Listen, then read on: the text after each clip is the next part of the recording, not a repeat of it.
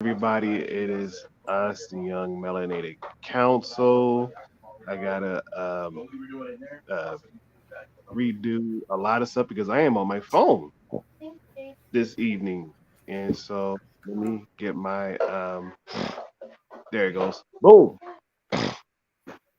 Yes, it is us, the Young Melanated Council.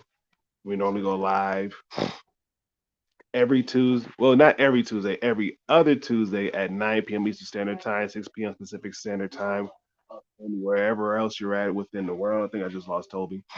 But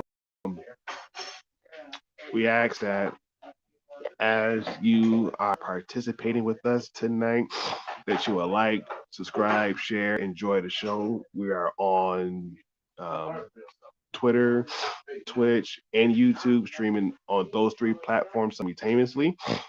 And and yeah, normally we go live at like 9 p.m. Pacific, 9 p.m. Eastern Standard Time. We had to play a little catch up, had to deal with some technical difficulties, and it just pretty much just again play catch up. I know me personally, I've been under the weather for the last few days, and so I know tonight. Hey L, it's good to see you. Good to see you. I'm waving at you, even though you can't see me. I'm waving at you. And so, what I was gonna say, Al? What I was gonna say. So, yeah, like I said, been kind of fighting whatever's been going on with me, dealing with other kinds of stuff right now. I know in Michigan we're still, oh, nice, yes. So, like I was saying before, I know here in Michigan we're still dealing with a lot of the wildfires that's been happening within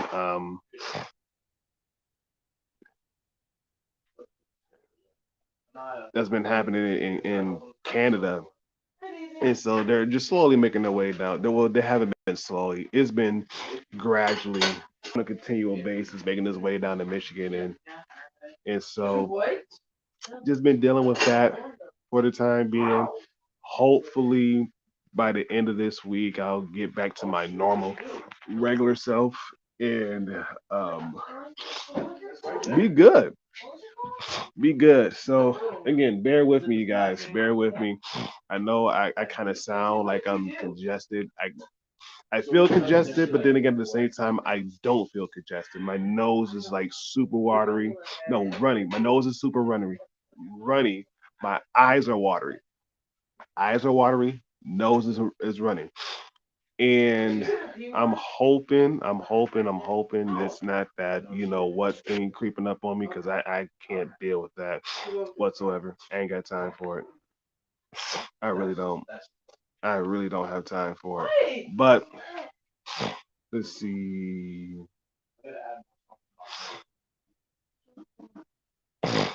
Okay. Let's see. Let me see if we could do this. So I'm gonna go ahead and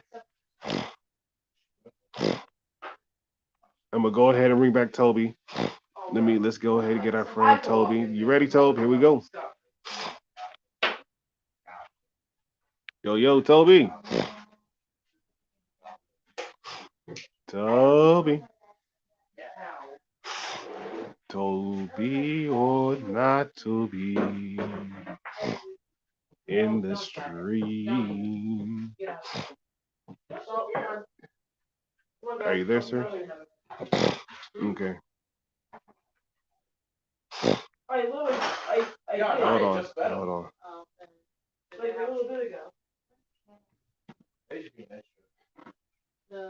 Boom. Oh no. Oh no. Oh no. Oh no, no, no, no, no. I lost him. But anyways, as we're rolling on, I'm gonna make sure we get this young man back in the stream. So let's see.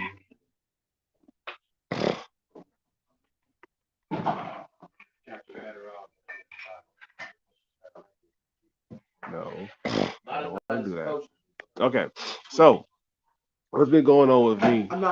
Yes, I know. Ooh, Toby, and I was like, oh, Toby. So what's been going on with me? So core school started back up, and it's been um, it's been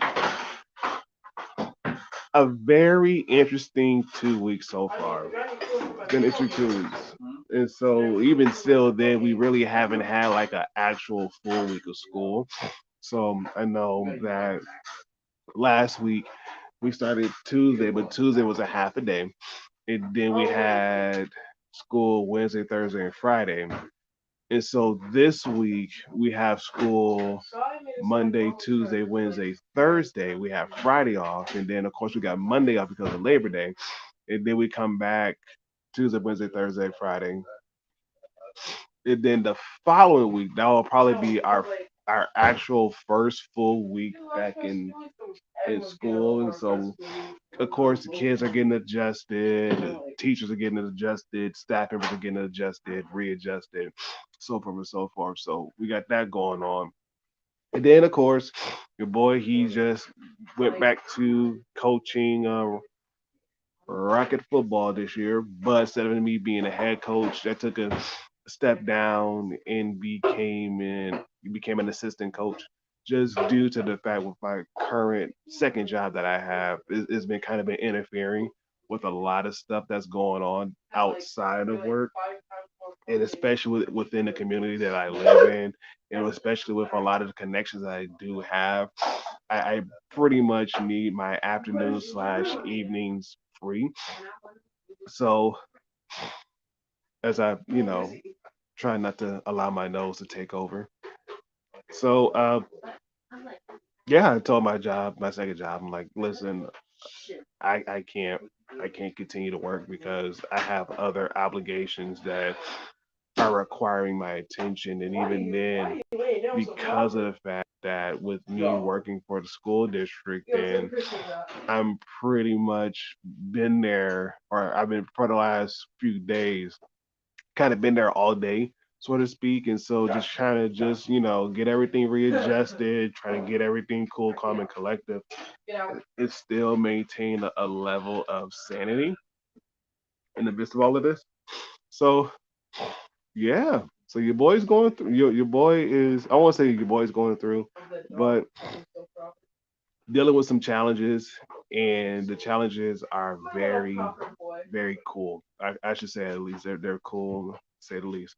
But I know tonight we're not necessarily going to be on the air too long for far too long and anything else because again, like I said, I'm still wanting to get some rest and figure out what the deuces is going on with me and hopefully I can get this whatever out of my system and do some fishing because again we got a 4 day weekend. Like might as well make time do some fishing and hopefully have a fish fry. We haven't had one in like a long while, so that's gonna be my goal. Catch enough fish to do a fish fry. So boom. No, because they look like the boys at the middle school. And they always be looking high. Okay, let's see. Let's try to bring our friend back one more time. Three, two, one. Bam! There he goes. Hey yo. There he goes. Does that mean you can hear me?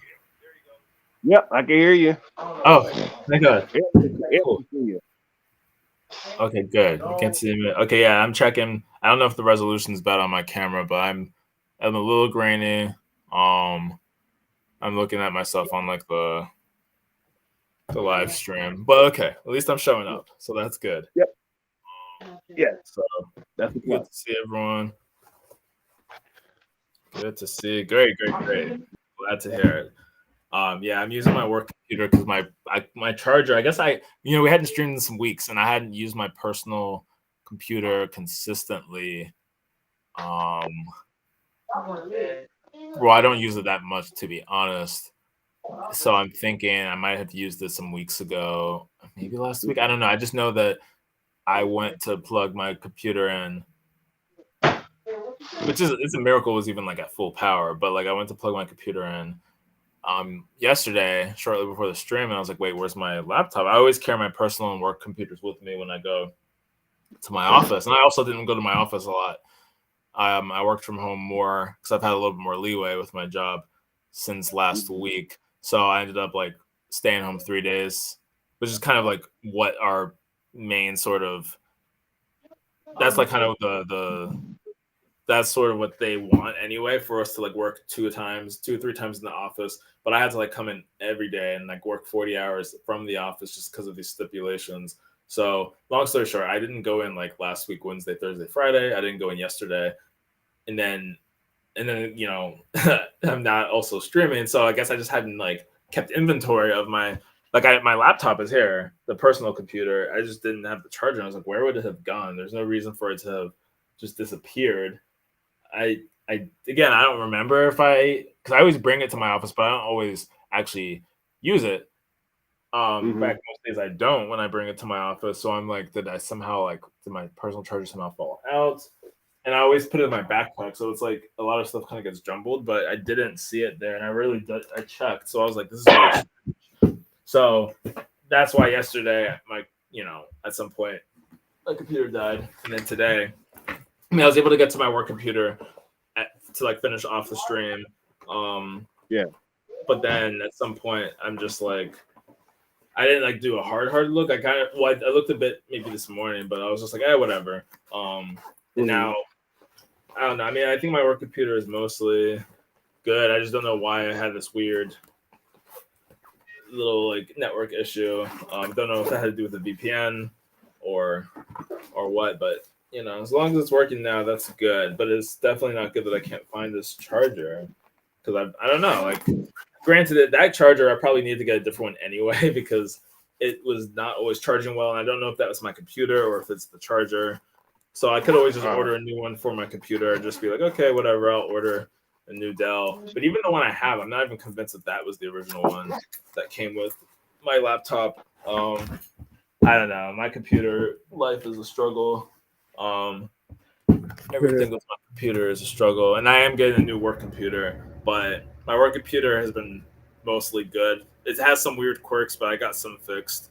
And in terms of the stream, I don't use my work computer mostly to stream, but when I did, I wasn't necessarily having specific problems with it. The problems I was having were not related to the stream. I think there was just some other weird quirks that I dealt with. But I am getting a new laptop because I'm due for our life cycle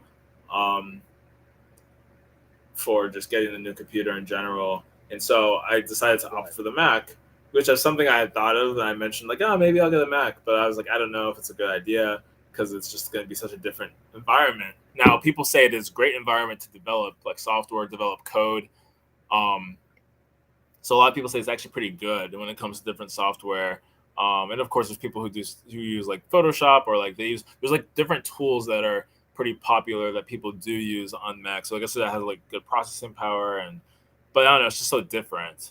Right. And I want to make sure that I'm not like getting too bogged down with technical differences that are harder to debug. And I mean, we use everything Microsoft, right? Which, okay, I guess these products can work on any machine, but it's one thing to have a Windows machine, the registry, everything just makes sense. We use Teams, Outlook, and now I have to like make sure it makes sense for the Mac. But I have an iPhone this is my work phone. So at least being able to sync my work phone and my work laptop will be interesting. And being able to try the Emacs Live that Gil was telling us about will definitely be interesting. If I can like get that on here. So but like the computer hasn't been, like it says it could be 6 to 8 weeks. Because I guess their inventory is just not fully up to date.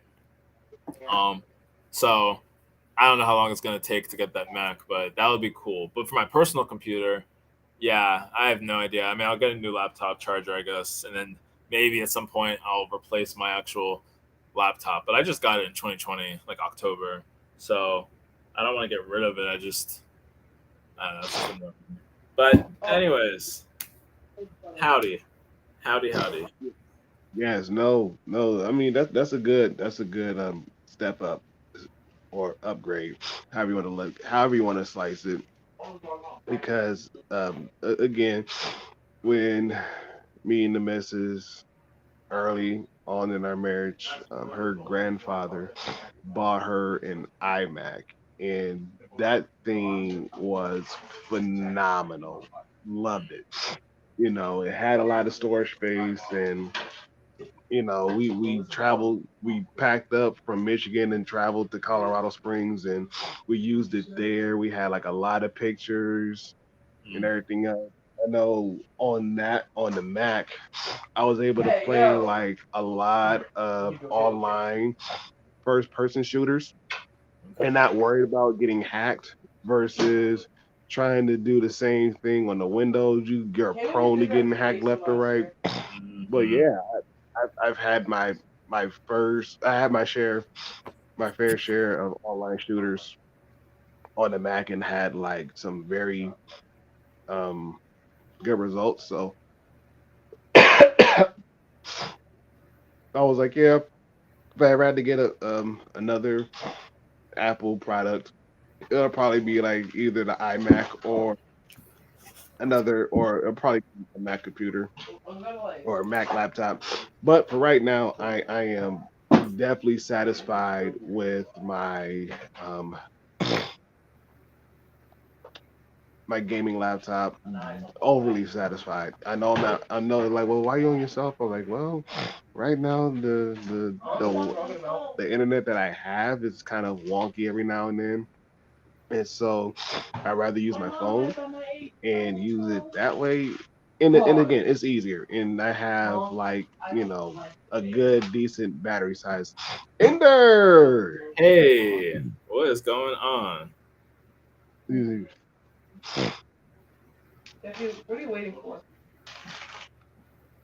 Good to see you. Per always, per Ooh, always. Um, when it's made the legacy competitors. Oh, that's interesting. Yeah, arm. So that's the funny thing. Like, not to go too much on a tangent, but I took, like, when computer, because I didn't really know much about these different types of architectures. Um, but when I actually took like assembly and more importantly computer architecture, in college, I remember we learned about MIPS, which is more academic. No one really, this is not I mean, MIPS, okay, you learn architecture. ARM was a big one, but this was 2015 when I took this class. I didn't know that. Well, yeah, because this didn't exist. M1s, M2s didn't exist, so they still used Intel.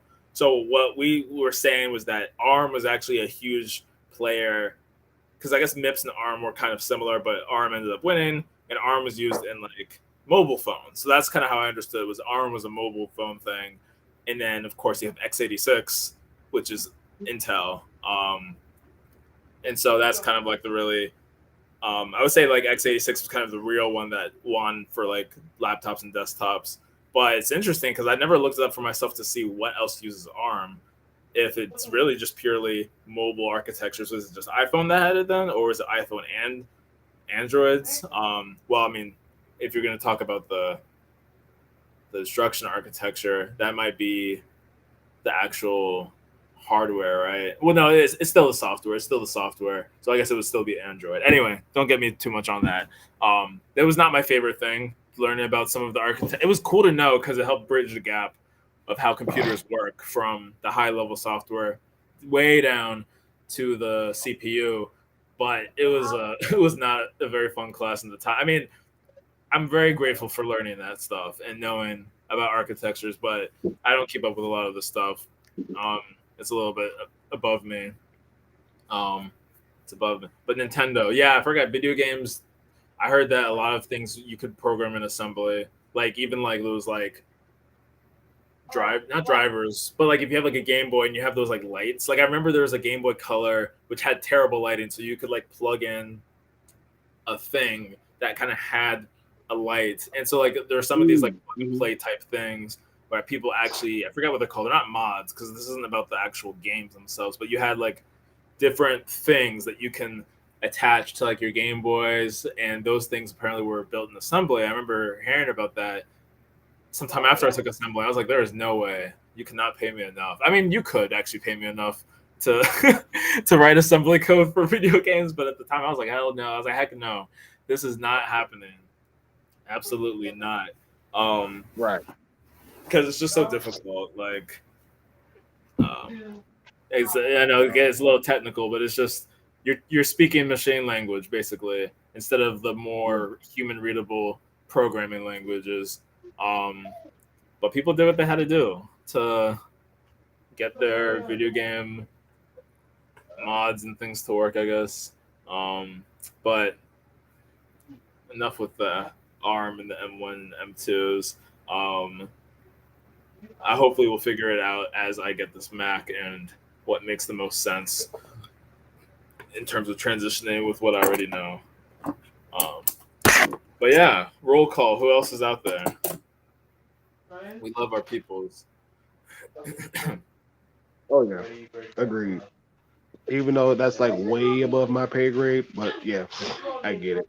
But then again, when you brought up the Nintendo Arm, for especially like the light, yes, that one I wanted to get, but at the same time, like you know what, I'm straight. I use a flashlight, Mm, and I think the one Game Boy that I had, the Game Boy Advance SP that had the backlight.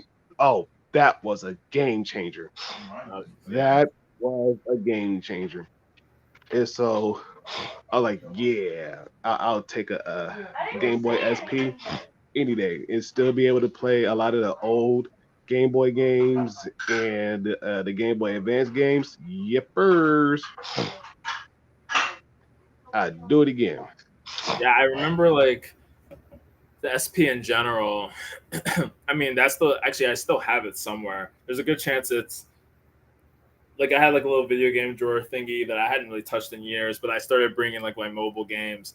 The SP, like, because originally we had the Game Boy Color, which was Okay. cool. Like the Game Boy, I never had the original Game Boy, but the Color was like a solid system, even though it's ancient.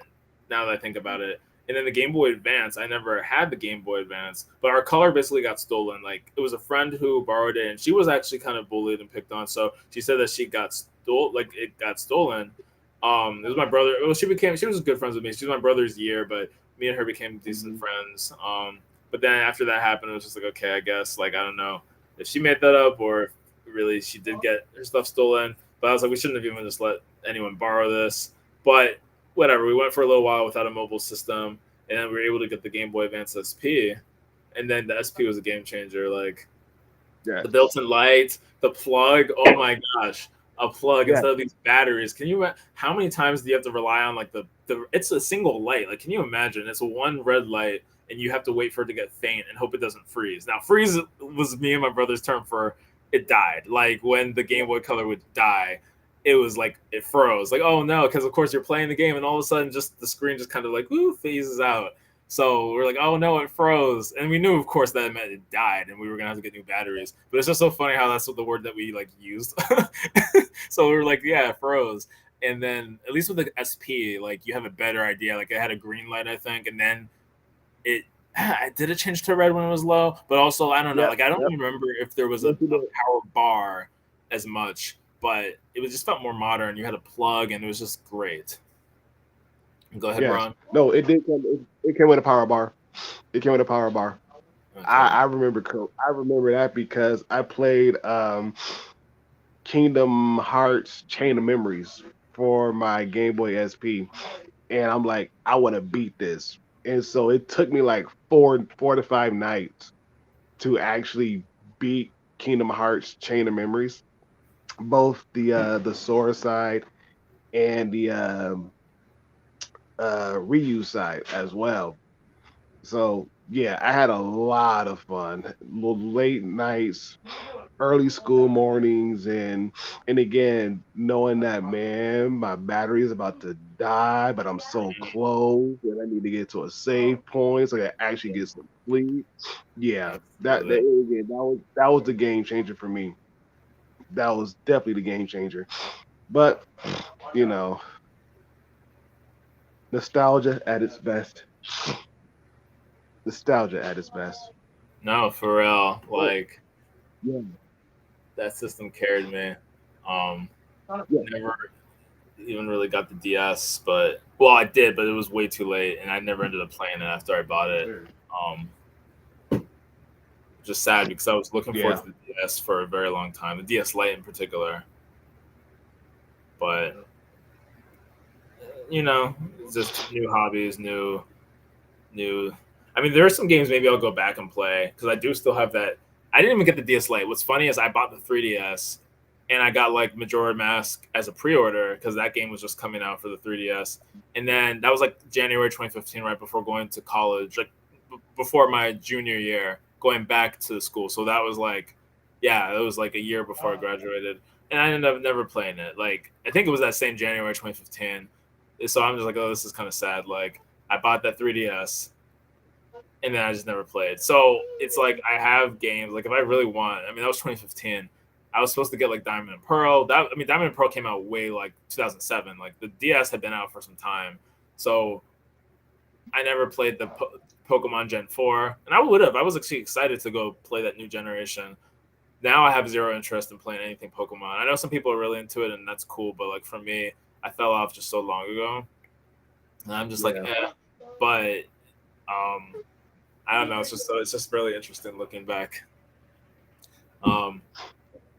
Nostalgia, and 64 is still my favorite system. I love the Nintendo 64, despite the quirks and terribleness of how to get it to work sometimes and the weird connecting of cables. There's having to like take the TV thing out and the coaxial or whatever. But I loved it when you could actually get it to work, and then, oof, goodness, that N64. Like, I know I could get some of those games on some virtual console, but some of those games are still my favorite games ever to date. You can't tell me that Star Fox 64 is not it. Come on. That is not it. I've had nights playing that one. I had nights playing Zelda, yes.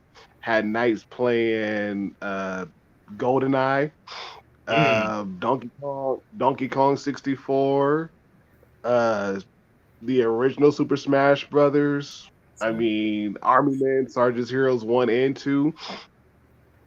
Let's see, what was another good one? Vigilante 8 and Vigilante 8 Second Offense.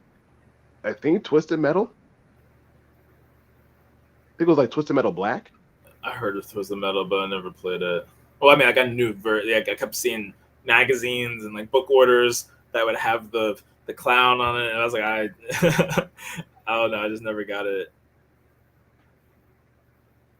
Yeah, that one I saw was for PC. Like, I mean, this was a long time ago, so this had to be like before 2010, even before 2005. But it would be like a computer game, I guess, like one of those old school games that you put into the actual CD slot.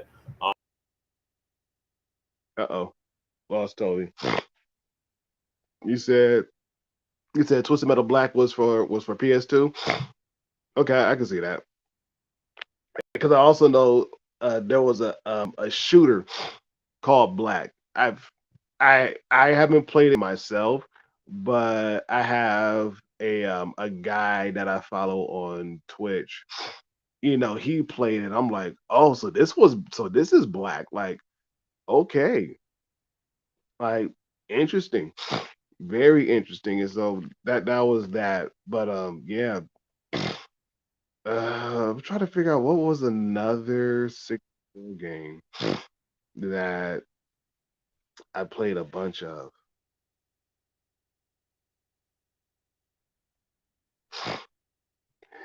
Yeah, I mean the show looks interesting. Show looks very interesting, but I don't think I have Paramount Plus, so I won't be able to watch it. But it's okay. It's okay. I will still play the game to this day. I will still play it just because. But let's see. Okay, hold on. Boom. You're back. Okay. Good, thank you. Because I was like,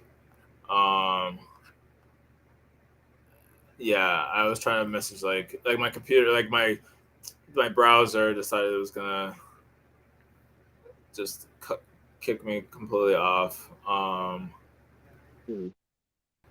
And I was just like, why are we doing this right now? Right. Why? Oops. Okay, here we go. Copy. I'm committed. I'm gonna send this because I started. Um, yeah, I just decided that it was gonna. This I don't know if it's because I'm using Microsoft Edge, which has always been fine. I mean, for the most part, but there is something like called these workspaces, which are pretty cool because I realized on accident you can make tab groups. So like if you drag certain tabs to each other, you have a tab group, which is cool, but they don't save very well when like you start and restart something. And I actually found it kind of difficult to reopen certain tab groups that I had. I don't know, it was kind of strange. But what Edge like lets you do, and I'm sure Chrome does it, um, it has workspaces, so you can create like an actual workspace and you can name it. And I was like, oh, this is cool. And I know like there used to be like Chrome extensions, like one tab was one that was interesting where you could group a bunch of tabs and compress them and then open them in another session. There was like a session buddy where that one would always save the sessions that you had or let you manually save them anyway. So I know like I guess there were certain extensions. So I guess Edge now makes it like you have a way of being able to like save any tab into a workspace and then you can open that workspace up when you want it, and that's cool. I don't know if that was the problem, but I feel like around the time when I did that, and I was having a lot of weird problems with my work computer. This was like last month, or yeah, I think early this month, but also probably late last month. Then I started getting this weird booting thing, and maybe it was happening other times. I don't know, but there were times where I'd be looking and I'm like, oh, there goes my Edge. Because sometimes I'm like not using it actively. I'm like doing stuff Mhm. elsewhere, and then I would reference my internet. And I'm like, oh, my session is gone. Great. And it's not like it's happening every few hours. Like it might not even happen. I don't know. I don't know how often it happens. I don't know if I would say it's every day, but and I don't know. I don't think it's from overloading the tabs because I've had way more tabs open. Because right now I've made it a point not to use my main. Because I used to just have tabs on Windows and tabs on Windows and a horrific amount of stuff. But since like a month, because I was having some other problems with my computer, I was like, okay, let me not reopen my whole tab, my old. So when it says like restore pages, your Microsoft Edge closed unexpectedly, I just don't restore, and I always do things from scratch. So I'm like, okay, this is like me trimming some of these hoarding tendencies, and it's also helping me to like keep my computer running probably better instead of opening like 1,000 windows and tabs combined. Not literally a Mm. thousand, but it definitely is a lot because one of these tabs I have is 165. I don't have that workspace open right now. Normally, I don't know how many tabs any window has, but the workspaces count the tabs, which is cool. So this is like 165 tabs. So I'm like, yikes! If that's that, I easily could have actually hit the 1,000. It was just terrible, actually. Like that's really bad. Probably 500, let's say. Um, Mm. so I don't even keep all those windows open anymore. So I'm like, I don't know why my computer decides it needs to like just throw me completely off of my browsing session. And I don't even know how I would diagnose that because it's a problem that's probably a little too tricky to capture in real time if I want like help support to look at this. But anyways, Yes. we make it work. Yes, we're gonna digress. So, we're gonna try to jump into our last topic for the month of August, and like I said before, we're gonna try to keep this stream relatively short and whatnot. But first, a word from our chat.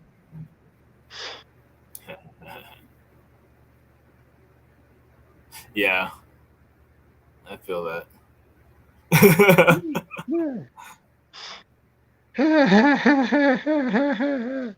Again, our message from the chat has ended, and so now we are good to go. So the topic. I think, Toby, you should um, go ahead and introduce this one, and pretty much help us to dive in to this topic. And even then, like I said before, you guys, we're gonna try to keep this thing short and simple and sweet as much as possible. But hey, you never know. Whatever happens is whatever happens. So that's the goal. The goal is to try to keep it short and sweet. But if it doesn't, it doesn't. Yes. So, of course, this month, it's our first month that we've been streaming bi-weekly, and we decided let's take a look. It's kind of random, though. Well, part of it coincided with the fact that we had the March on Washington yesterday, and since that was something that we knew about for at least a month, thanks to Manny and Faye bringing this up, we definitely knew we were going to talk about MLK. We kind of already had interest in talking about Black Panthers because we brought them up in tangents, but we were like, hey, why not talk about maybe a bunch of different movements, right?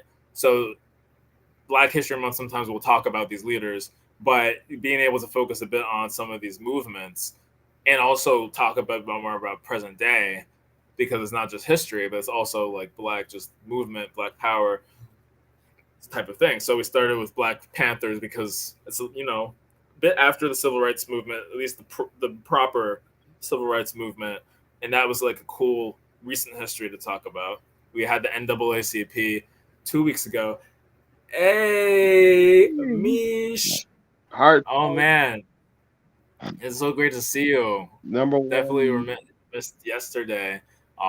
It's always a pleasure to have you on whenever you can be here. Yes. Again. I name dropped you. I name dropped you for something yesterday. But go ahead, Ron. I will say this is the number one mod in Twitch universe history, hands down.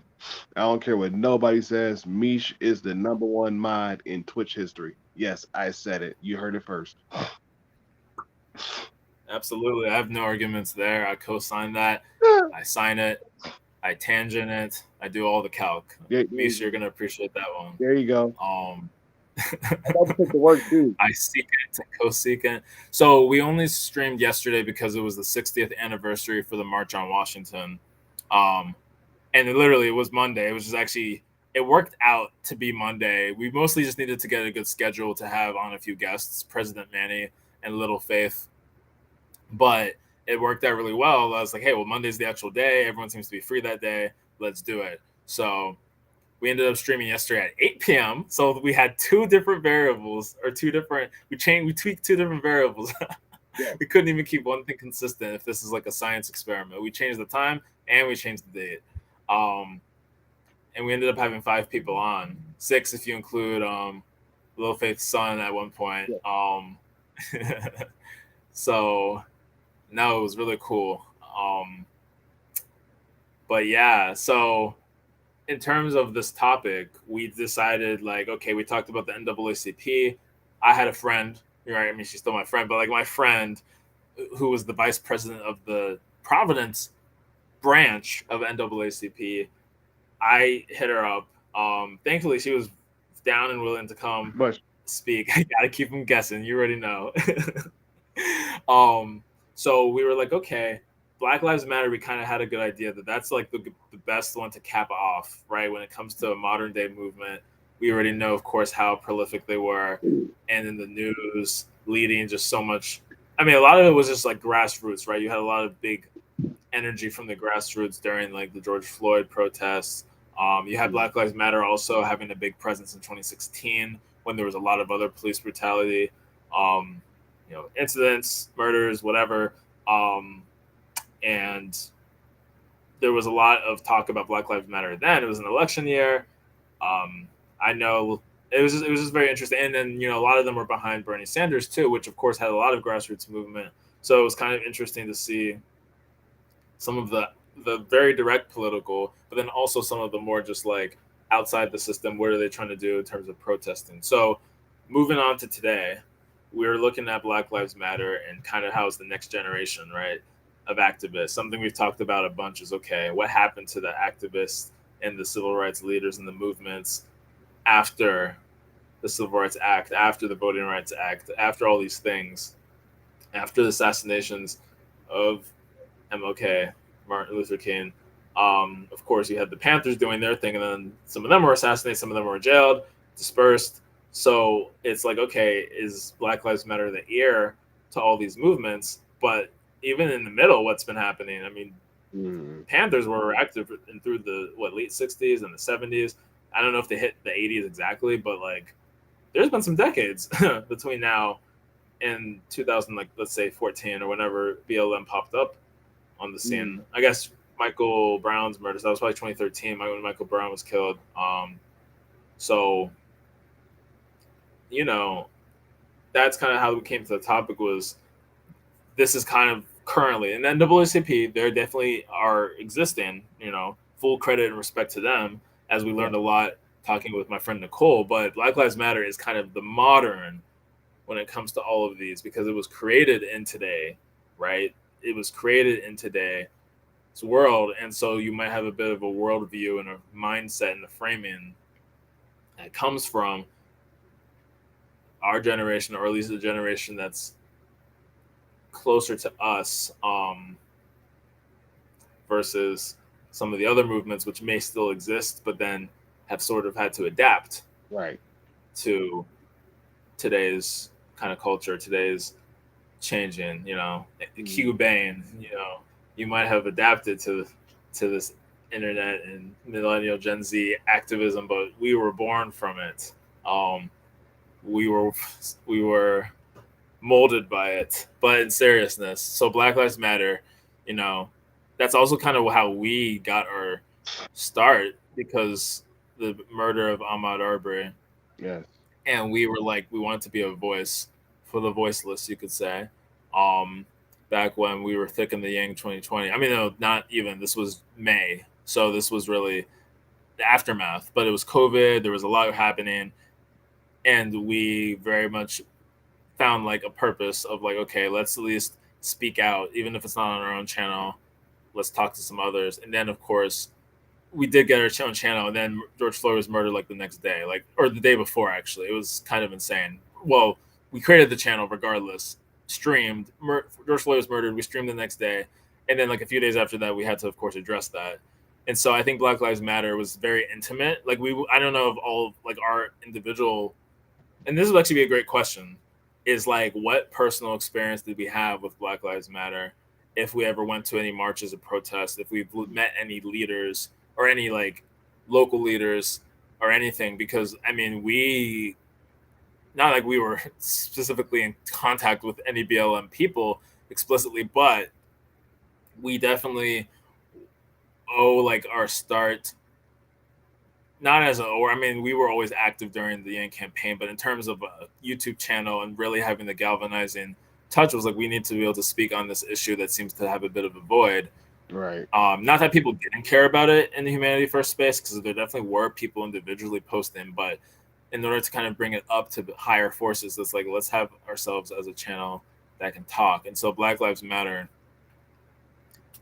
really ended up at least being tangential to the things that we were doing and talking about.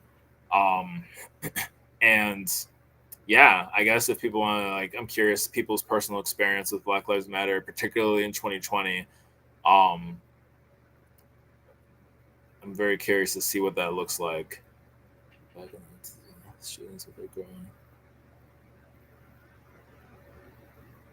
Is this kind of like your maybe like a proposal of kind of what you think is actually, wait a second. I realize I'm not reading this correctly. Hold on. Minimum sentence, being able to look back on the drug war to this point, how these shootings with their growing connectivity and exposure to them affects things. Exactly. I see, because I did ask about kind of like what led to this point, right? Kind of like what happened in between the end of what happened to the end of the Panthers, the disbanding of the Panthers, to now, right? So Right. yeah, there was quite a lot of really bad systemic level things, a lot of which, if you look at redlining and some things, some of it didn't even happen from the government. It was like a war on all fronts. There was a lot of things, and this is like an area of focus that I would like to look more into, because there's a lot that you don't learn in your history classes because it's so recent, where it's like, are you learning about the crime bill? I definitely never knew what that was ever until Hillary Clinton really was running, and then there's other things like that where it's like welfare reform. I don't know anything about Bill Clinton's presidency except he messed around and got impeached. Literally, he messed around Yeah, yeah. and got himself impeached. And then there's people like Nixon who, I mean, like, okay, I don't know. It's just there's so much to learn on the people level, on the president level, on the every level between, like, let's say the end of World War II, or if you want to say the end of the civil rights movement or Vietnam to current day. It's like, what really happened in those last few decades that like caused so much chaos in our prisons and in the communities? Um, I don't know, but keep it coming, y'all. Yes, Appreciate the comments. And Ron, I feel like you were gonna jump in and say something. yes. Because I know, just in my little small city of Three Rivers, it's a real city for obvious reasons. But the thing about it is the the political climate here is very conservative. And as I've mentioned before on stream, it's slowly but surely kind of moving away from the traditional conservative standpoint and actually slowly but surely becoming a little bit more liberal, which I think is a good thing. And so I know when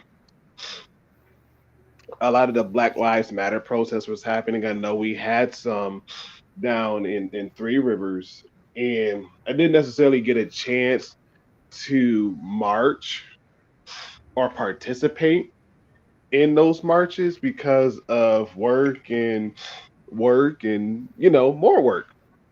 So I didn't get a chance to participate. But a lot of the leaders I personally know that kind of organized it and got it going. And so I know the one thing that they did here was to push the mayor to recognize Juneteenth as a city holiday. And so, Mm. there's people that come out and do kind of different acts and poetry, things of that nature, just to help celebrate Juneteenth. And so that was just one big thing. And then just to have it recognized as a holiday and whatnot, that was another big move. It was like, cool, great.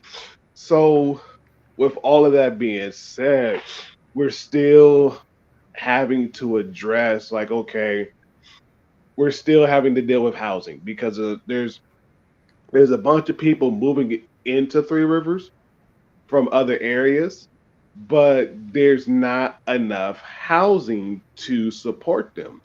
And even then, of course, we have jobs that are like consistently hiring, but a lot of these places, the work conditions are not necessarily conducive for them to actually make a decent living and actually live from it. And so that's another big push. And so as of right now, we're in the middle of a mayoral. I hope I said that right. Mm. I made oral um election right now, and the guy that's running, he's a black guy. Know him. I know him. Again, personally, I know him. And the crazy thing about it is he's running as a Republican.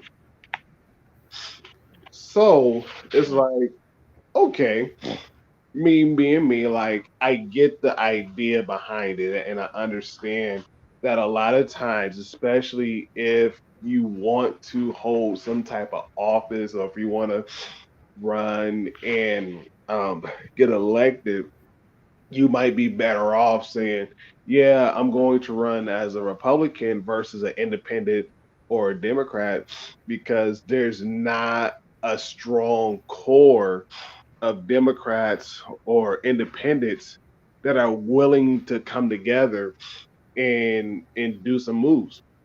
And even then, Mm. there's people that identify as moderates, but even then, they're so small in number that they will probably push the needle a little bit, but not enough into the direction of where it needs to go. Let's see, put up, yeah.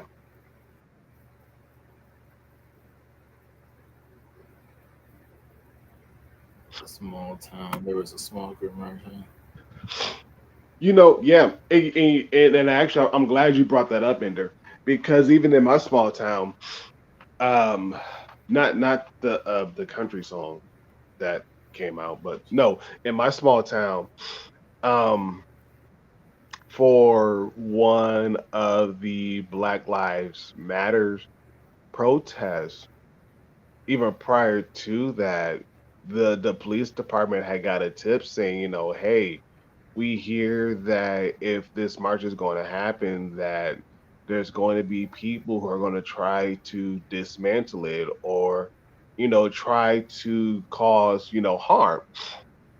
And so, one of the things that they did was like, we're going to kind of have like, not necessarily have like a police escort, but we're going to have like the presence of officers involved because it's a peaceful protest. And even then, you're not damaging anything, you're not harming anybody, you're just bringing recognition. And so a part of that protest, what they ended up doing was in a part of the city where it's pretty much majority black, that majority black people that live there, they did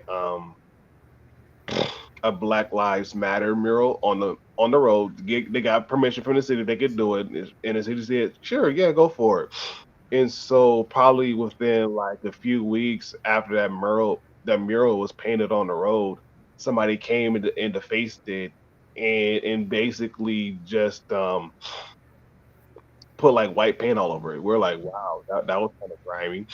And so again, they asked like, hey, can we repaint over all of the mess and whatnot? Because we're not causing any harm, we're not doing anything extravagant. We're just wanting to bring awareness that yeah, you really can't say all lives matter when in reality all lives don't matter. And even then, politically, we know that all lives don't matter. We know that black and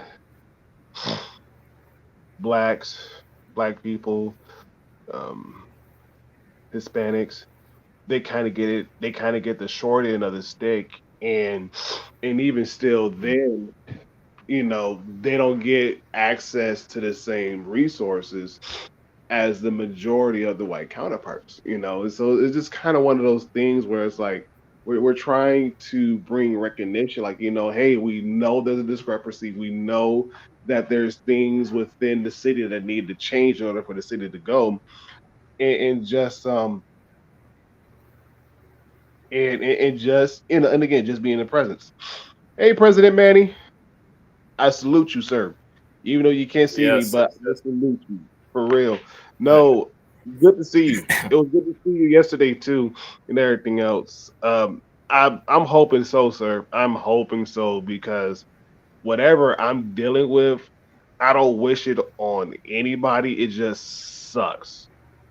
It Yeah. really does suck. That's about the most I can say. It really does suck. But I appreciate it. Thank you. Thank you. Thank you. Thank you.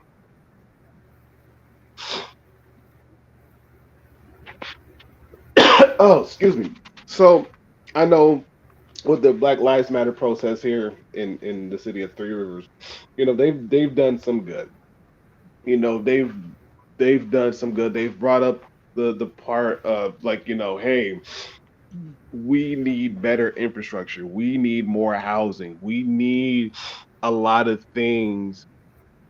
We need a lot more access to resources because again, it's needed. And if you want people to live, to work, to grow, to have children in this city, you have to give them the resources to do so. Otherwise, they're not going to come. They're going to go somewhere else. And we can't get mad at them because we haven't provided them anything conducive enough for them to want to be here and to want to grow. So, you know, True. this mayor race is very prolific in its own right, very prolific. And I hope the guy, I hope he wins because he has the city of Three Rivers in his heart. He's an active um, member in the community. He teaches. He's a substitute teacher or a tutor over at the local community college. That's like 30 minutes away.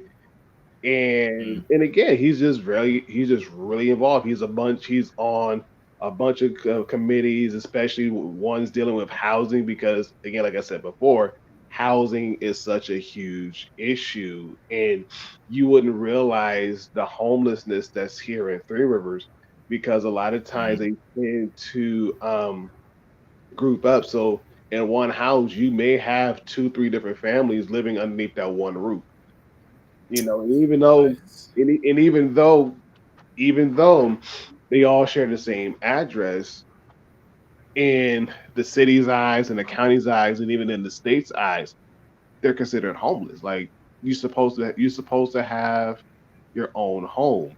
What's going on? How come you don't have this? How come you don't have that?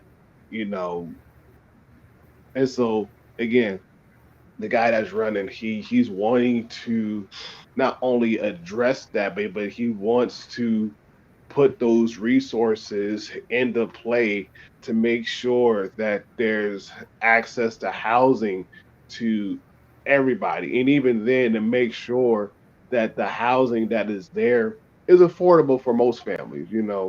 And understanding that, Mm. yes, we probably have two of the biggest employers here in the city and whatnot. So it's like, you know, if we can um, make housing that surrounds a lot of the workers and around that area, I think we'll be in a good shape. I think we're in really Mm. good shape. Yeah, innovation, housing. Honestly, these small towns, like small towns, small communities, like the injection of like there's so much that like you can really do to like partner with state, federal, and like get business. Like if Mhm. I don't know, I feel like because I always grew up in like towns, like I want to say the town where my family lives, like where I went to high school. It's probably like in the 40,000. And I mean, like, yeah, if you're in a really small town with a few hundred, then that's like, okay, that's still not as small, but it's not like a mega city. It's not even like a huge sprawling suburb, really. Mhm. Like my high school district had like six. My county had six high schools, and like my high school class was like what a few hundred, probably like upwards of 400, three. So I mean, again, some people have tiny classes, but like there's people who have graduating classes of over 1,000 Mhm. when my high school population was probably around 1,200 total. And some people have graduating classes with even more than that, which is insane. Um, so for me, I always kind of felt like I was in like maybe not the tiniest town, but at least like a place where it's not like a super sprawling Right. suburb. Even as a suburb, it's just kind of like its own little thing. And so I feel like I have a little bit of a soft spot for like, yeah, like what kind of good can come out of people who really like take the community seriously and are trying to get more development, but from the ground up, right? You don't want to get these developers who are taking advantage and pricing people out. But like, Mhm. if you're really trying to get good opportunities brought in, people who can afford their houses. Um, I don't know. I haven't really looked into it as much from like the towns I used to live in because I've not lived in most of these places since. For instance, like when I became more politically involved, I was in Massachusetts and I was living in different towns all the time. I did 2 years at most. I was in the same town, and so I feel like there's a lot that I can look more into in terms of like local development and like opportunities and like what do people actually do at the mayoral level, or if it's not like a big enough town to have like a mayor, at least you have like a city, like a town town selectmen or town. I can't remember. I remember there was like a board of something that one town had that I lived in because there was no mayor. They just had like a board of something. Board of Commissioners? Say that again. Commissioners? Maybe it could be commissioners. Mhm. Yeah, very well could be that. And so, but it's like, yeah, who are the people who are actually like making the things run in the municipality, or at least in like the small town or suburban equivalent. So, but yeah, no. There we go. Let me take a board of super. Yes, that sounds like it. Board of supervisors. Okay. Yeah, that's exactly what I think. Billerica, Massachusetts. I think that's exactly what they had. So I think I was looking up at the time we had the AGI, whatever it was called, the guaranteed income. Oh wait, I'm thinking of the wrong adjusted gross income. That's for my taxes. Yikes. Mayors for a guaranteed income. Is that what it was called? So whatever, that council sort of was with Michael Tubbs leading, I remember I was like, let me try to like tweet at some different mayors that I lived in. And actually like Waldorf, Maryland, the town that, my family lives in, they didn't really have a mayor, but there was someone for like the county who was kind of like the head. And so I just happened to like tweet out, like, I don't know who the mayor is, but mayor for a guaranteed something. And the guy was like, oh yeah, Waldorf doesn't have a mayor, but I'm kind of like their representative. And yeah, Yang Gang. I was like, what? I was like, not this wasn't really, I don't think this was the board of supervisors exactly, but it may have been similar. Like the head of that in the county where I went to high school, he was like, yeah, buddy, Yang Gang. This is like 2020. Because that's when the mayor for guarantees council became a thing. I was like, ain't no way. But I tweeted like Cambridge, Mass. Well, Cambridge, I think actually was already, they actually came on board, but there was a few other towns. And I was like, where the heck are these mayors? I was like, oh, they don't have mayors. They have like board of supervisors. I was like, I guess there's nothing here to see then. And I was also looking at primary elections to see if there are people who were supporting, recurring COVID relief. So anyway, that's just kind of like from a local level, like really getting connected. It's just like it takes some work to like sometimes really know who's who. I guess you get bombarded with maybe mailers and like seeing signs, but it really depends. Like it may not be as big of a thing in some communities. It might just fly under the radar. But that's kudos to you for at least like having that person that you like know him and the work he's doing, and you're staying in the loop. Oh yeah, and even then, talking to my landlords, they're very big into the politics here in the city, and they're like, even though we can't vote because we don't live in the city, but we understand that the guy who's running is better than the current mayor, period. Way better. But the thing is, because the current mayor as of right now, because of the fact that he runs a very crooked game per se, and a lot of the people that he's partners with, they're doing the same thing too as well. So it's kind of hard to kind of get that corruption out of the city when the majority of the people benefit from that same corruption. So they were like, yeah, he needs to get out. He needs to have town halls, town meetings, start meeting with the people, start understanding where they're coming from, and actually understand that he does have some plans that he wants to do for the city, and get those plans out in the open and get those plans into the minds of the citizens. So when it's come times for an election, he can actually win. But, and again, they said, but if he doesn't get that name out, if he doesn't do a lot of stuff, he's not going to win. Right. I'm like, yeah, you're right. You are absolutely correct. Yes. No, that's very real. So that's that part. Yes. Yes, we've seen it happen. Let's see. Yeah. Here we go. No, you good. We honestly, we were flirting with the idea. It wasn't very like, at the end of last night, it was not like, hey guys, tune in tomorrow because, we were riding the high off of our last stream, and we had to make the decision if we had the bandwidth to do such a thing.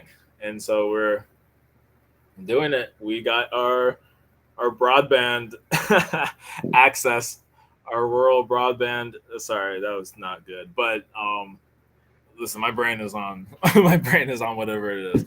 We have our access here for you. Is the point? We have the bandwidth, and we're here. And honestly, it's a conversation that will continue anyway. Like, it's not going to stop here. We can always talk. The politics chat was popping. I actually forgot to mention that last night because, of course, I know Chad was pretty active in there. I know Faye, of course, was very active, and I didn't even make mention. I was like, that's cool because we haven't really had as many like back and forth discussions or people really kind of talking about some of these things.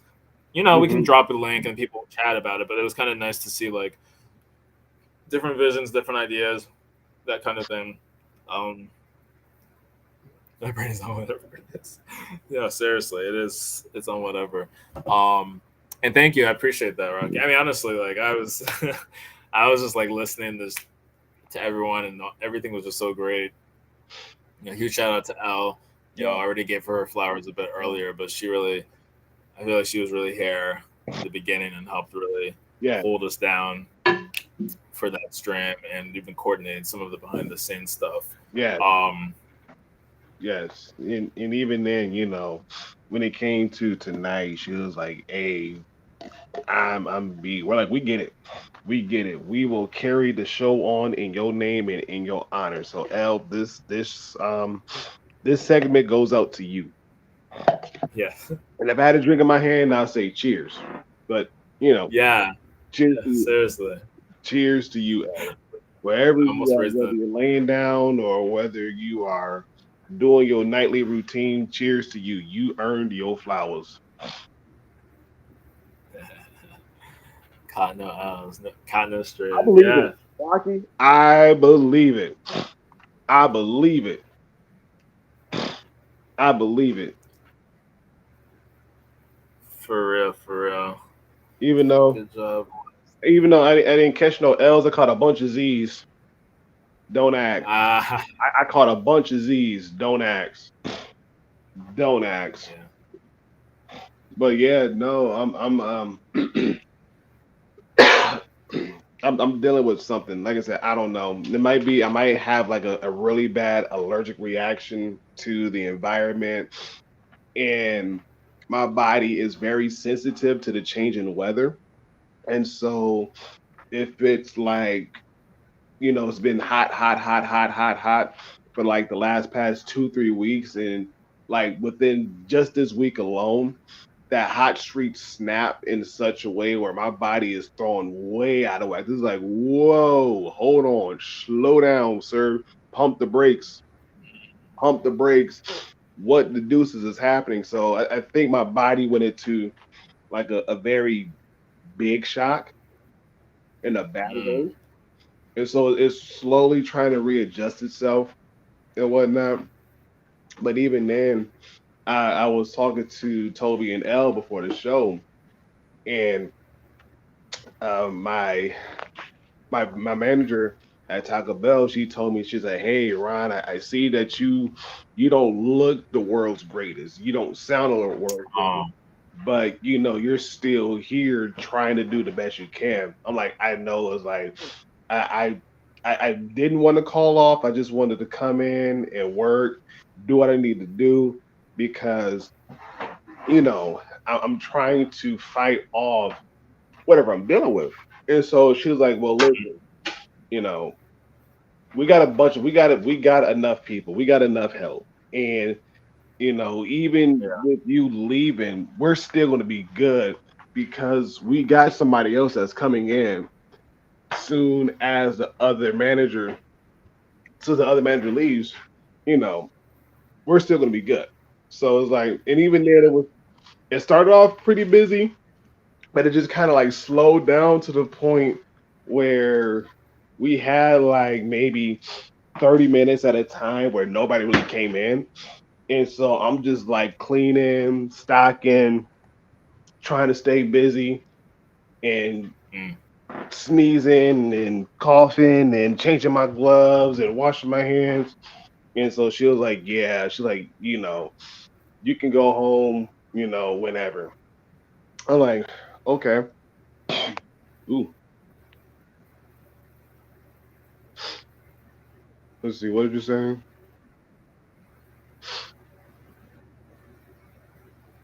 Right. That's exactly right. And even then, um, the manager, well, the shift lead, I would say, he was like, he said, yeah, he said, Ron, he said, man, he was like, I know you and the other manager, I know you guys talked and everything else. He was like, when do you want to go home? I'm like, whenever you decide to kick me out. Mm, I was like, she told me the spill and she was leaving and that you're pretty much in charge and then whatever you say goes. And he was like, dude, he said, no, I get it. He was like, because I know when you're at your best and I know when you're not feeling your best. He's like, and right now I know you are not at your best whatsoever. I mm, know it. And yet you're fighting it like hard. And so again, she gave me some Claritin, thinking that's going to work, and I'm like, no, like the only really good thing that works for me is Benadryl. But I know if I take Benadryl, I'm going to be dead to the world in like the next 15, 20 minutes.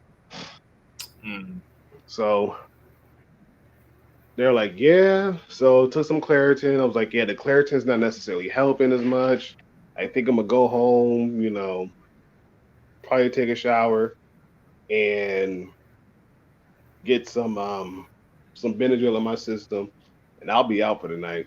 So, and hopefully I can get some good sleep, get some good rest, wake up in the morning, and at least try to make it to go back to the school. But even then, I'm gonna see if the school has some COVID tests because again, like I was telling Ellen Toby before the stream started, that right now with this new variant of COVID, it's resembling like if you had a really bad allergic reaction, or if your nose is consistently stuffy, or if it's just consistently running. mm, And again, you may think it's your allergies, and all the while it's COVID. And so, talking to the secretary today, she's like, "Yeah," she said, my daughter, she was working and then she felt as though she had allergies and whatnot. So she went ahead and took a COVID test and it came back positive. She said, how in the devil did I have COVID when the mm. symptoms wasn't even remotely to COVID, you know? And I'm like, yeah, because like I know if I had COVID like 3 times and I know what it feels like, my body knows. And like this right now is like it's saying like it's not necessarily COVID, it's just allergies. You just need some rest. You need some Benadryl. And whatever it is within you, we need to flush it out like ASAP. Mm. So the thing you mentioned about COVID, that was your daughter who like had gotten No, tested, no, my or sorry, I second think I was missing the characters. I was hearing the story but not knowing the subjects. the my secretary's daughter. Your secretary's daughter. Okay. Yep, my secretary's daughter, she was saying that she was feeling like congested and nose was congested and itchy, watery eyes, itchy nose, like all the symptoms of someone having like an allergy attack. And she took a COVID test and it came back positive. I'm like, are you serious? And she's like, yeah. So she's like, you might want to be careful. And then my manager told me the same thing too. Again, she's like, yeah. She's like, you might want to be careful. She said because this new COVID variant is masking it's masking itself as if you're having an allergy attack. She said the worst thing I want you to happen, or the worst thing that I want to happen to you is you mess around and you work without knowing you had COVID and you spread it to everybody else in the shop. I'm like, oh crap. They're like, man, if that's the case, then I might have spread it to everybody in the school. So we're screwed. definitely true. Like, thanks again, COVID. You're awesome as of You're a right now. peach. So You're a you peach. guys just take it from me. If you're having the watery eyes, the itchy, runny nose, stuffy nose, you feel like you're congested, take a COVID test. I know I'll probably go to the school. I know they got a bunch of them at the building. So I could just ask for one and just do a COVID test and see what happens. And if it's positive, yeah, I'm gonna be out for a good minute. If it's negative, I'm good for a good minute. But either way, be careful. Please, please, please be careful in these mean streets. Hmm. Yeah, that's real. And like, I don't want to jinx it, but like, 'cause I actually thought I was getting a weird tickle yesterday or Yeah. some kind of weird feeling, but it seems like it was okay. Cause I, woke up feeling fine. Mostly like besides just random congestion or just I've had some other random like weird symptoms, and I thought it was maybe because I took like I took these meds yesterday that I Hmm. hadn't taken in maybe a week or more. Um, they're like it's not even anything related to like cold or anything. It was like other medicine, and I know one of the things is it can definitely make you drowsy. So I was like, I took that and I took some melatonin because like by the time I got off the stream and it was like a bunch of us were talking backstage, and then it was just me and President Manny talking backstage. And eventually, I was like, okay, I really gotta like sleep. And it was like 1:30, and then I was like, let me take some of these meds. I'm feeling okay. Then out of nowhere, it's like, okay, ooh, I'm about to knock out. So the melatonin plus that other med, I was like, okay. And then I woke up, and I was feeling like still like I woke up earlier than I meant to. It was probably like 7 something, like close to 8, and I couldn't go back to sleep. So I Hmm. was like, okay, I guess we're just gonna sit here. But then like I don't know, it was just like some weird symptoms that I was feeling like kind of like almost like I had a bloody nose, but like it had drained to my throat. So like, you know, Uh-huh. not trying to be too TMI, but like there might be mucus or whatever. You kind of drink some water, clear it out. But I was like, I'm pretty sure this is just like blood, like not like coughing out anything. Definitely not like it just felt like okay, whatever, just clear out. Like if you're gonna brush your teeth, but before brushing your teeth, and it's just like this seems like well, this is weird. Why is this like?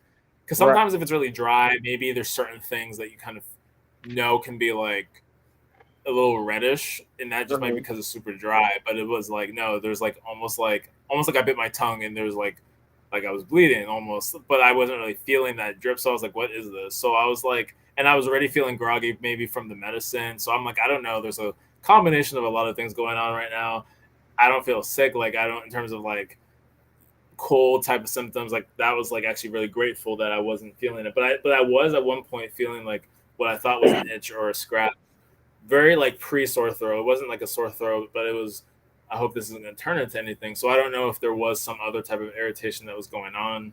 Right. Um, dealing with because throughout the day, like it seemed to be mostly okay, but there were times where again it's like there seems to be some kind of blood type thing happening here. I don't know what this is. So, but nothing like super severe, it seems. And so, I don't know. When I go to sleep and wake up, we'll see how I feel. If it's like continuing, I'm like maybe I'll just get quickly checked out to make sure everything is good. But not to jinx anything. I haven't like had like a real cold. I think even I had like a fever one random day on a Friday, but I didn't have any other symptoms. Just fever and chills. I woke up and then I took the temperature and I was like, why do I have this fever? And I was supposed to go to Boston to see my cousin graduate. Yes. Hello. Good to see Hello. you again. Like it's like 2 days in a row, or yeah, I think it was either yesterday or 2 weeks ago. Um, so it was really cool though to like, or not really cool. It sucked to miss my cousin's graduation, but I got over whatever that fever thing was by the next day. I think I had sweated a lot, maybe in the night, but I felt mostly okay. And so I hadn't had like a real cold. I've had like other random kind of bouts of things, but nothing like that was like a cold or flu, COVID, um, since sometime like in April, mid-April. So far it's like okay, I didn't get the summer cold, which is good.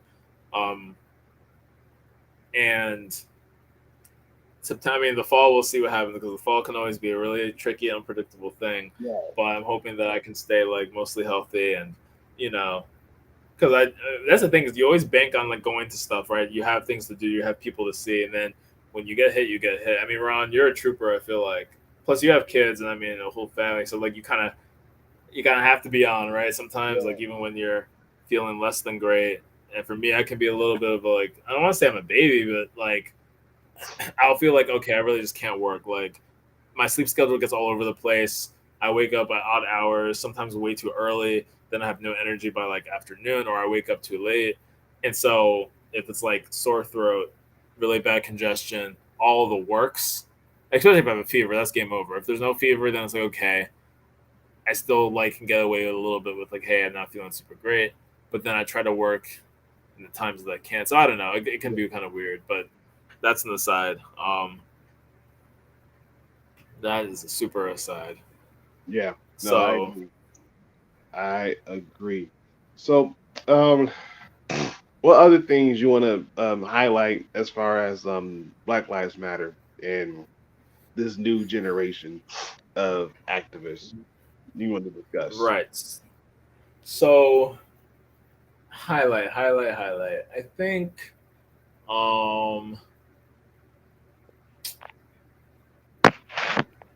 kind of like with local. Well, I guess the thing is people can look at local chapters because okay, one thing that we didn't really talk about, but we kind of hinted at, were like you always have organizational, maybe not problems, like either organizations get targeted, like the FBI did with MLK, with the Panthers, sure Malcolm X, and a lot of other leaders.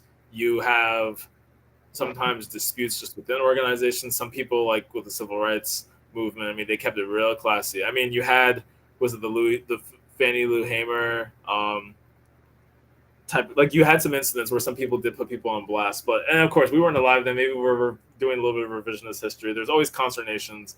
Ida B. Wells was a firecracker. She was a force, and there was a lot of people where there were definitely some button heads. But I feel like now everything is just so much more, people have like, it's even hard to get people on the same page with a lot of things. And so Black Lives Matters, I mean, there was a moment of unity, real unity in the beginning of like the summer 2020 after George Floyd's murder. It was like, okay, people are going to come together and we were going to figure something out.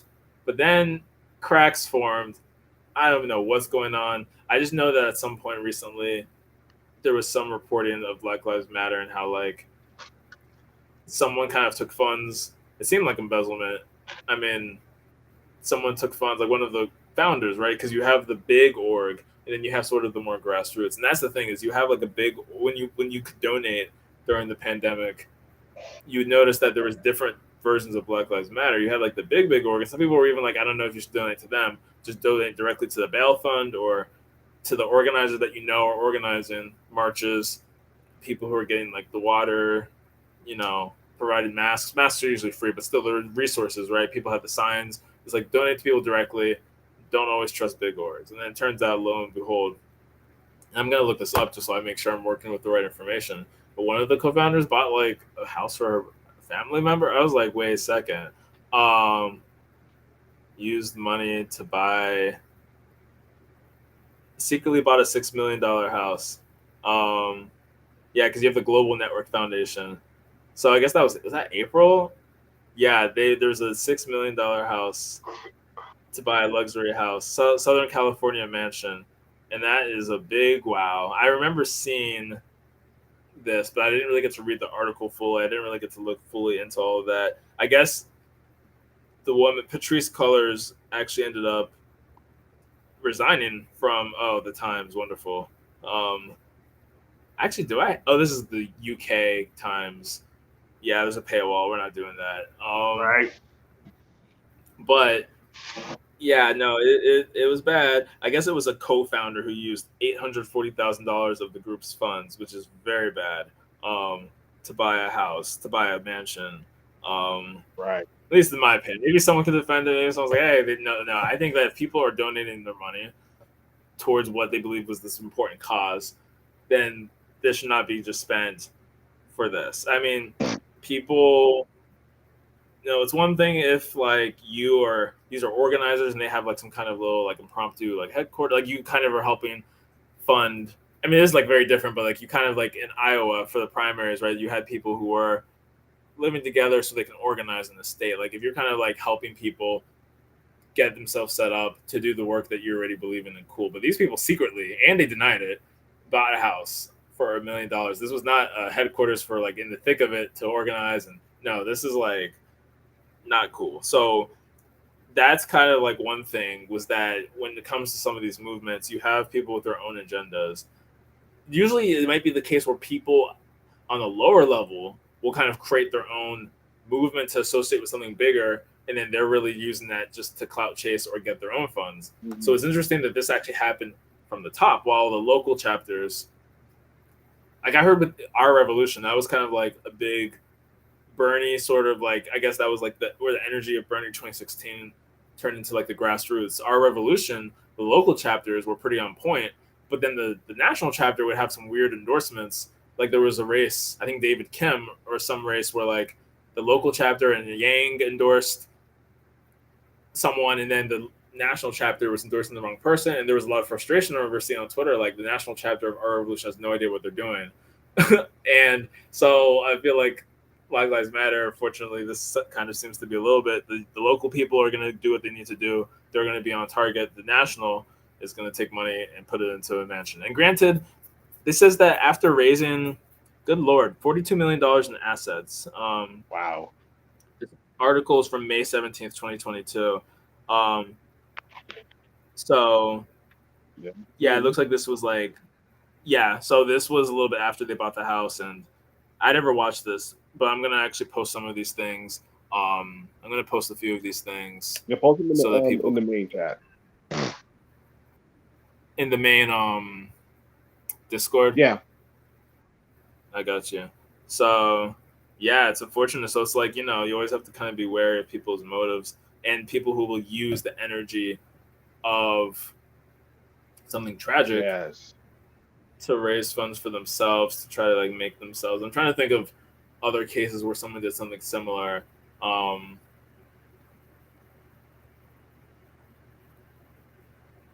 mean, even with Roe v. Wade being overturned, I'm not sure if I've heard like this exact thing. If anything, it's more so the Dems and other people. Like I remember that right after the Dobbs decision came down, someone was like, don't donate to the D. I don't even know if the DCCC at that point had started asking for donations, and someone was like, save your money and don't donate to the DCCC. Democrats fundraise. I mean, I get it. Of course, people who really care, lawmakers who really care, do want to fight back against this. But it's like these things happen, and you're gonna have some kind of opportunism. I mean, people can maybe argue that that's different because those are lawmakers, but there's a lot of frustration that like the Democrats are not clean in this because they, whatever. That's a bit more politics, but there were chances to codify Roe and they didn't codify. But that being said, whether it's an official political organization or whether it's more so the grassroots, there's always people who are going to try to like use this type of, I hate to say the term like don't let a crisis go to waste, because I feel like there are a lot of times though where it is important to use to like have this crisis put front in mind certain issues, whether it was healthcare, expanded access, universal healthcare, whatever in the pandemic, whether it was of course on our end a lot of basic income, guaranteed income. Like it's important to like, I don't want to say use, but it is important to take these tragic instances and show, hey, this thing we've been fighting for actually is important. And so like, that's definitely an important thing, but you can take it too far where you really are using the crisis for your own gain, and that's where things are really not good. Right. No, I agree with you. 100%. Even then, I remember reading about it. I think probably within that same time frame. I was like, man, that sucks. How you got all these organizations pretty much across the state, and you have people donating to the cause, only to find out that you used the money to buy a house. It's like that's crazy. But then again, it just it deepens the level of distrust in political organizations. Period. Now it's like, okay, how do I know that my money is going directly to the campaign or going directly to the cause that you're speaking about, and you're not using it, you know, to buy a 2020 something Ferrari, or 2020 something Lambo, or you're trying to buy a private jet. Like, how do I know? And then a lot of times, you know, they're asking for legit answers, and most of the people, they can't even give them a straight answer. Let's see, what is Rocky saying? Yeah, that's a good point. Oh yeah, oh yeah, oh yeah. But yet he still got loyal supporters saying that, yeah, he's our president. Like, I don't know. I think he still lost. He still lost badly. But oh well. I digress. I, No, but actually, like that was a big thing too, right? It's like pay your legal bills. And I mean, someone did something similar. Well, it was different. There was an Arkansas, so I think this was in the 2020 race because I guess there was a lot of Senate races and there were some independent candidates. There were some different candidates. There was one guy in Arkansas who I somehow found, and I think his name was Dan something. And so he, I guess, at some point was telling people to raise funds, but apparently it was like he wasn't on the ballot, and so the donations he was getting were really to fight the legal case. And so someone was like, "Yo, like, that's fine if someone was like, basically like, hey, we see you're not on the ballot. That's fine if you need like to raise funds for that, but don't like make it sound like these funds are going towards your actual like donate like." Like it's an actual because with being an independent, you're not using Act Blue, you're not using Win Red, so you kind of have these ambiguous links like a PayPal or something, and it's like, wait, what exactly am I paying you for? At least with like a municipal race, like Yenny, when Yenny DeRoche was if I hope I said the last name correctly, when she was running for um Worcester City Council, it was like, okay, that there's like a more formal link here. There's a more formal kind of nonpartisan fundraising apparatus. But if you're really just sending money to someone and you're hoping that this independent person is actually running for what they say they are, good luck. Like Evan McMullen, I mean, he was a big Senate candidate in Utah last time around last year. So again, someone you kind of know what they're standing for, but people can just say anything, and maybe they're not grifting exactly, but they're not always completely honest with what this is for, what the money is for, what they're doing with it. Excuse me. This is outside of politics, but I know one person had like a charity. There was like a charity event. I'm trying to remember. This will be my last thought here. It was like it's supposed to be like an event towards some kind of charity, and it was like it was a ball. So it was like a ball in like February 2021. So I mean, it was right around Valentine's Day. It was like a fashion show. So it was probably like a fashion show, like a charity fashion show. I mean, the event would happen. Like I got there late, but like it happened. It was a whole event, a whole production. The person took the money from the event instead of whatever charity or something they were to donate to. They moved out of Massachusetts, went to Atlanta, and got a studio. Apparently, they really just like took that. And I'm like, you know what? Can I even be mad? Because they had a real event. It was like African, right? So the guy was probably Sierra Leonean. It was like a lot of Africans who came. It was during the pandemic, right? Like February. So I mean, people were getting a little bit more comfortable. Some people may have even gotten vaccinated at that point, though it was pretty early in Biden's administration. So it wasn't like there was a huge rollout yet. But still, it was like the event itself happened and people had fun and did their thing. So it's like, okay, can you really be mad if this event happened, even if you lied about the purposes, took the money and started to open like a music recording studio? It's like, that's a little wild, but then to use like charity, like as your cause, but at least like you gave people what, like you actually got money, put on a real event, and then took the proceeds and lied and did some other stuff. That's a little less egregious, even though it is kind of trifling a little bit, but yeah. we at least attended the event that you said you were going to do and it was fun. So, okay. But yeah, people are wild and like you really have to look out for the grifts. In a world of NAACPs and Black Panthers, don't be a. Actually, let me not do that. Don't be a Black Lives Matter. At least don't be a Black Lives Matter 501c3. Like Black Lives Matter, the movement, cool. Black Lives Matter 501c3 or whatever. Don't be that. Don't do that, please. Yeah. Hey, good to see you, Faye. Yeah, Hey, awesome Faye. to come on. I know it's late, especially too. So really appreciate you popping your head in here. Um, get people that you actually have access to that you can pull up on, see receipts, see proof. This is actually my last real point now. Um, though actually, yeah, I'm curious to hear about what you have to say here. But the last point I'll say is during the NSARS, the Nigerian kind of police brutality movement, and they were fighting much more than just police brutality. There was a lot of structural nonsense. This was like October is when it escalated, and there was like military actually that shot protesters and killed. That was a horrific day. But I want to say September, August, there was a lot of leading up, massive protests. It was like Nigerian feminist something like a Twitter account, all in Bitcoin. So they basically were getting money. You donate it to Bitcoin, and they showed the receipts. Like literally, here's the ledger. Here's everything that we spent.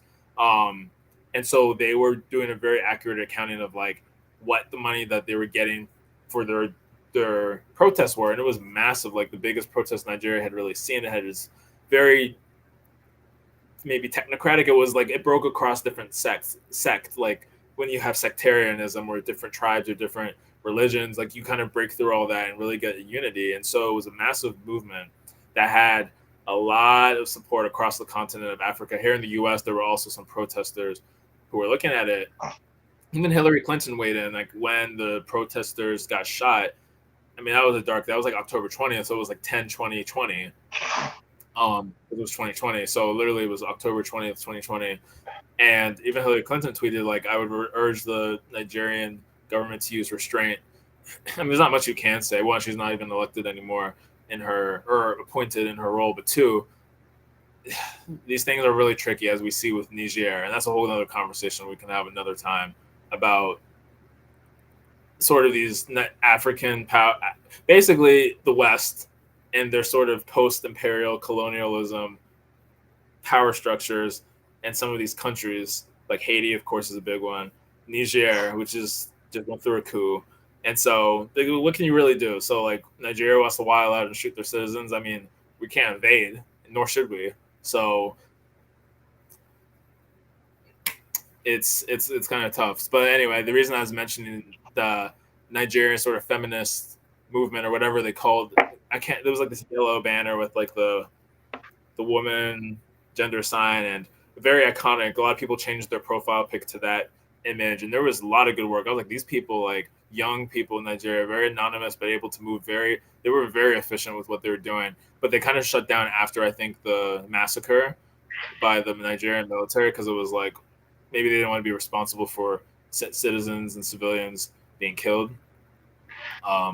And of course, like there's no shame, so it's like even if you kept going, what's going to happen? Like I know a lot of the reason why they use Bitcoin too is because a lot of bank accounts in Nigeria got frozen. The government claimed that it was an accident or some nonsense, but a lot of people's banks got frozen, which is why Bitcoin also became such a needed thing. But I'll digress again off of that point. And Faye, I'm curious to hear what your thing about BLM was with Houston and Zephyr, right? That's your son's name. Yeah, beautiful name. Um, I wouldn't be mad. I'd be livid, and I'm keen petty about stuff like that.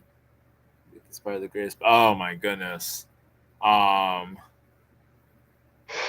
Oh yeah, I try to remember. What did I say exactly that you were responding to in terms of being mad? I mean, yeah, there.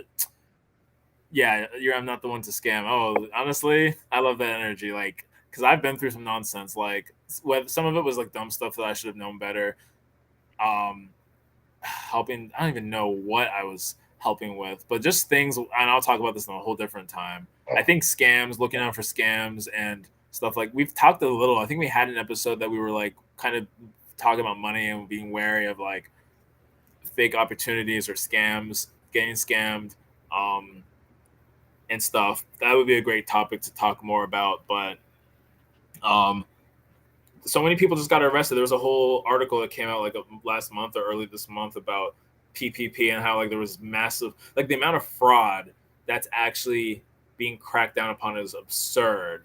Like the backlog of what people are looking at with, I guess like they were saying that there could have, a lot of it was preventable. They could have cracked down on fraud without it.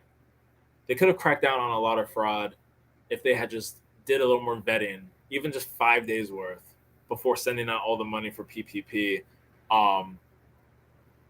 PPP and maybe unemployment insurance, where it was like people who actually, I don't know, there's just certain things where dead people were getting it. They loosened a lot of things. So, there's some businesses that were very obviously fake businesses, and people use that money. Some people told on themselves, stupid people posting on Instagram with their new cars they bought with PPP loans. But I just remember seeing like, wow, this is kind of wild. The article was detailing how extensive the fraud was. Like it was the biggest fraud operation in the U.S. But the event was for the children who were being separated from the parents. Oh, I see. Of course, this doesn't seem to be used to separating parents and children. Yeah, that is interesting.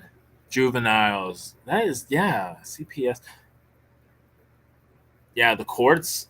That's a topic we're gonna have to talk about for sure. Put that on the docket. No pun intended. Like to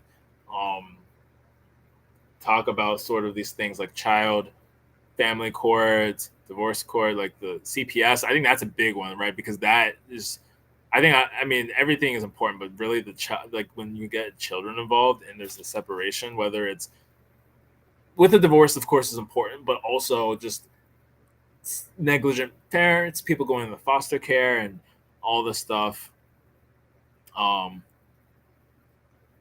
Yeah,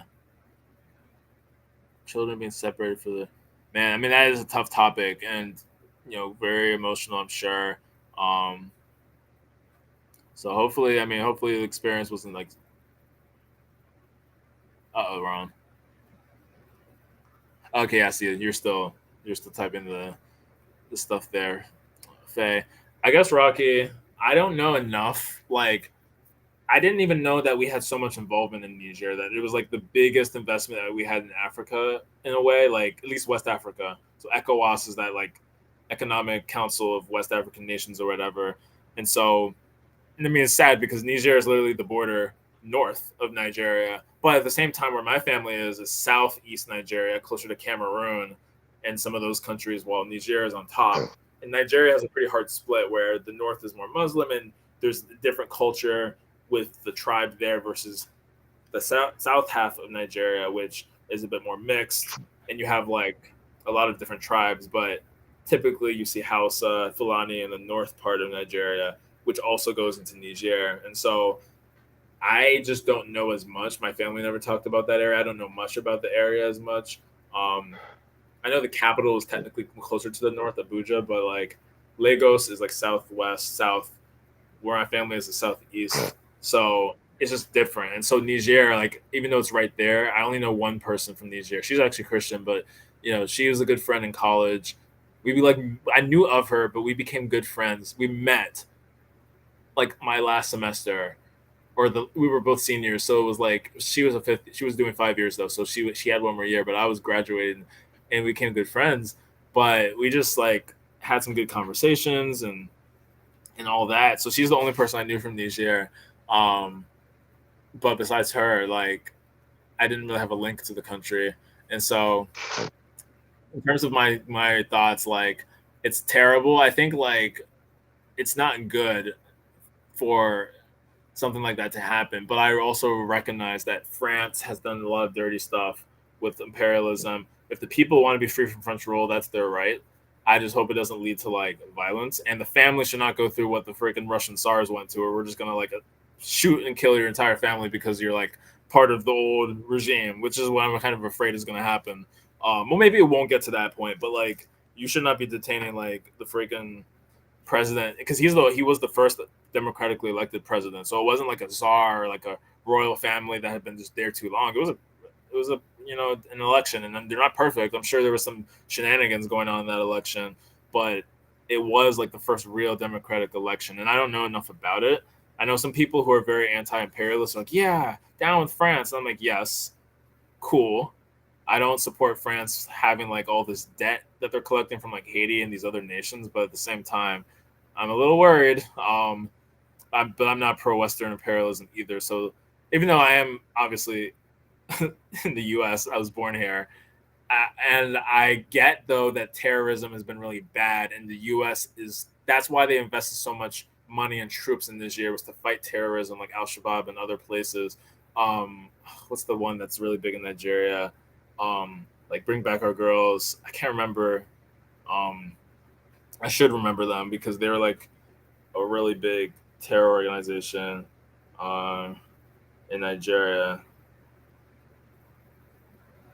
But Boko Haram. There we go. I was like, I heard of them all the time. Boko Haram. So like, I get it. The U.S. wants to like keep themselves, have the base where they can fight terrorism, and I support that for sure. But I just don't know what's going to happen with Niger, and hopefully it doesn't lead to war where like the other countries really are going to invade, which is what they said they're going to do.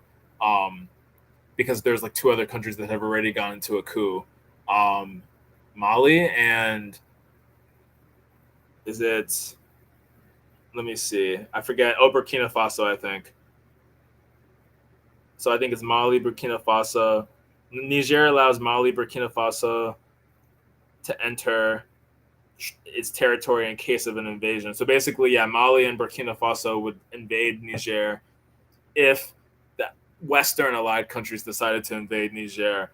So I should say that differently. Those Mali and Burkina Faso are allies with Niger. They had their own coups like either earlier this year or last year. And so they would have an alliance to fight the Western allied countries. And I'm like, nobody's going to win in that situation. Nobody. Not a soul. Like, this is not okay. And I'm not wishing for that. But I don't think about it very often, to be honest. I'm not an expert in a lot of this, and I don't really know what's going to happen or what really is the right answer. It would be better if coups didn't happen, I would say. Like, I don't think that the country was doing particularly terribly, like, in terms of, like, poverty. Like, there's always, things always could be better. But from what I understand, it wasn't like this really dire situation. Like, some countries have really had really terrible leadership and really terrible circumstances. I think violence was getting worse with, like, terror orgs and freaking the Wagner group from Russia had mercenaries there, and they were apparently killing people. So things were not perfect at all. But I don't know if it was like people were frustrated with that, so they did a coup. That's the thing is I don't know exactly how one could have led to the other. I feel like I'm not sure if this is going to help. Is basically the thing. Like I don't know if this is going to help make things more stable. But it was a coup and not an assassination, at least. Like happened to Haiti's president. That was really bad. That was really bad. And that one, I think, it really did cause a lot more instability. Versus with the coup, it's not great, but at least like there seems to be a little more organization. It's not gangs that are running everything, so hopefully there'll be some light. Anyways, I don't know. Let me go back to the comments. Sorry, I didn't realize you actually answered that question, Faye, saying Boko Haram. The word the negligent parent doesn't exist in other countries. But Lakers don't want to hear anyone say that this is an error issue. That's the bad part of this experience. The distraction help get me off the stage. Oh, I see you're on the stage. I see.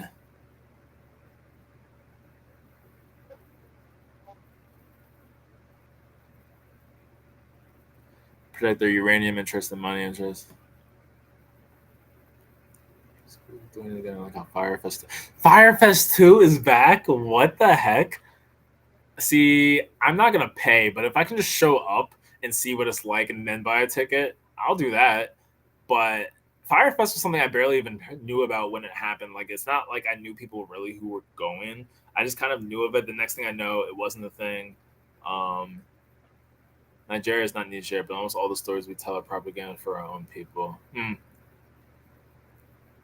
It's directly from Africans. Yeah, that's true. Twitter is one platform, but that's the hard thing is how do you get the actual truth from the people and not just what's kind of the curated media. But I'm just reading the last of the comments and I'll pass the mic because I know we did say we were going to have a little shorter and we are pushing midnight. And my phone is bugging on me. That's not bugging, but it's like currently black and white. It does this when it hits a certain time, so I went into like sleep mode. So that's not helpful. That my phone is basically under the weather. Oh Lord, yeah. Oh, okay, never mind. That's funny. I thought something else was happening, but yeah, we're about to wrap up ourselves. L, Yeah. thank you so much for being here in the Yes, chat and helping us get started.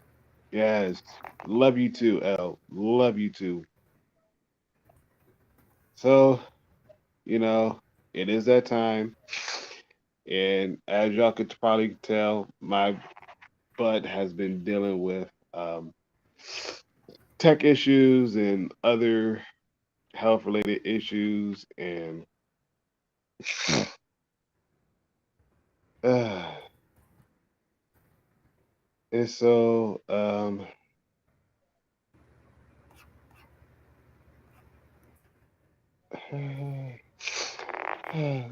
so yeah, we're gonna call it a stream. Thank you guys for showing up. Thank you, L. Thank you, Faye, Mish, Waterloo Kenton, uh, Rocky, President Manny. If there's anybody else I forgot, please charge it to my head and not my heart. Like, yeah, I'm trying. I'm trying, y'all. I am trying, and yeah, I'm gonna give me something to eat. I'm gonna take these pills, and I'm gonna take my happy butt to bed. But again, thank you guys for catching us and watching us and everything else. And please, Mish, if you're still awake, drop the link to the Discord one more time. Might be able to do it from here. Let's see. Yeah, I should be able to do it from here. Let's see. Discord. So there you go. That's the link to the Discord if it's going to show. No, what are you doing, Discord? Quit being dumb. I mean, restream. There you go. That's the link to the Discord where you catch up and post whatever you would like to post in the comment section or the feedback or upcoming streams or even in the general. You are more than welcome to post in there Yes, as yes. well.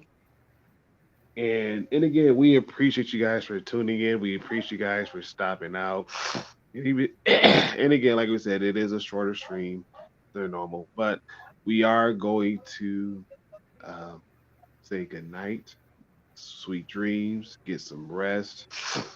Yes, that's what I'm going to do. I'm going to get better soon. I appreciate it. Yes, sleepy time. Sleepy time is the best time. All right, you guys, Yes. we're out of Get better, here please. We need until you whole and well. 2 weeks. So no stream. Yes. So no stream next week, but the following week will be in September, where we're gonna have a new theme and new topics for the month of September. So you guys come prepared, come ready to chat, and we're gonna have a good night and a good time. So we're the Melanated Council. We are signing off. We will catch y'all later. Peace out. Indeed.